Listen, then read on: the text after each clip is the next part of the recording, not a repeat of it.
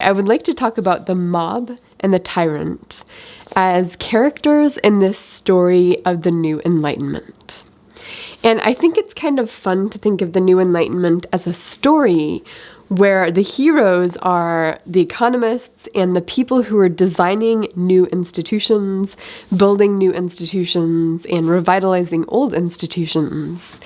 And the characters are not specific people per se, but they're different roles that real life people sometimes come in and embody and act out. But we can separate sort of the characters, those archetypes of, say, the tyrant and the mob, from real people. In other words, we want to be careful about not villainizing people too much while still understanding what are the human forces that we're fighting against. And I think it's useful to have these categories. So I'm going to define the mob and the tyrant as the single individual and then the group version of something that sort of acts out their psychology in a destructive way. Because we can all think of someone who's a bad boss, who's kind of capricious, and whenever they're in a bad mood, they kind of take it out on the people around them, on the people who they have power over, who would have negative consequences if they fought back. So that's the tyrant. It's the single individual who may pretend to be enacting justice or pretend to be doing good things, but they're really just acting out their own will to power and annoyances, and they're acting out their own moods through their role. They're abusing their power. That's the way I think of a tyrant. And then the mob is the collective version of the same thing, where mobs sort of take out their emotions and build up their emotions in this collective way to sort of do injustice in the world, like to act in a way that's not rational, that's not that's destructive, and that's not self-reflective. But they act in that way because the group together has gained some kind of power to be able to do that. So that's the way I think of those two characters.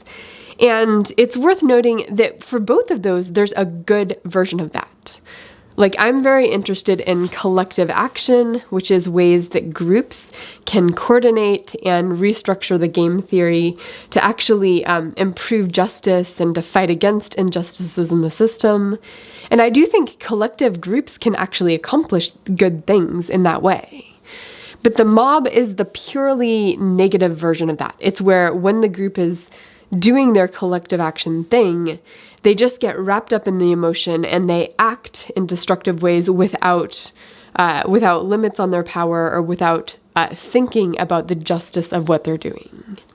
And it's the same thing with, obviously, the ruler. There can be good rulers, and this isn't obviously a 0-1 thing. There can be rulers who are 95% good and 95% doing good things in the role they're in, and then 5% of the time they're in that mood and they're sort of using their power to like take it out on people under them. So I don't think it's a 100% 0% thing. It's generally going to be somewhere in between with all groups and with all rulers or all leaders. But what is the difference between the two? There are differences. So the collective version is more driven by groupthink, and it can come together in a snap, like mobs that didn't exist, that you might not have even put together 2 weeks ago. Suddenly something can just like grab the emotions of that group, and they all sort of come together in a way that's creating something new, that mob that did not exist 2 weeks ago. So mobs can come out of nowhere. They can be hard to predict because they are driven by emotion, and all you need is something that lights the fire of that emotion in a bunch of different hearts to sort of pull together the unity of the mob. And the ruler, on the other hand, the ruler has official power. The ruler gets their power from some sort of institutional structure that allows them to control resources, perhaps have a monopoly on violence if they control a military or a police force or whatnot. So the ruler gains their power from institutions, whereas the mob gains their power from the numbers.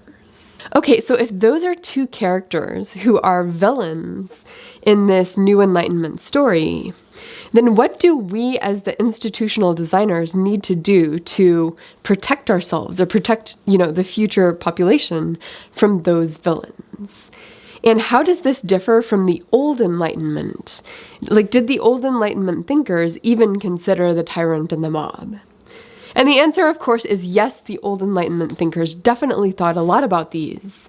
But there's going to be some new properties in today's economy that make things different to where we need a few extra add-ons to protect ourselves from the new technologically enabled version of the mob and technologically enabled version of the tyrant.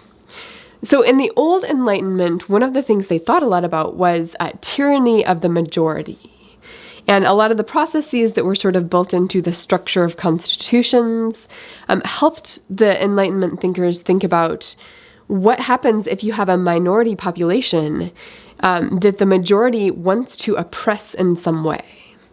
So they introduced the idea of human rights, due process, separation of powers, all of these ideas of the New Enlightenment. Many of them actually were designed to help protect that minority from majority rule.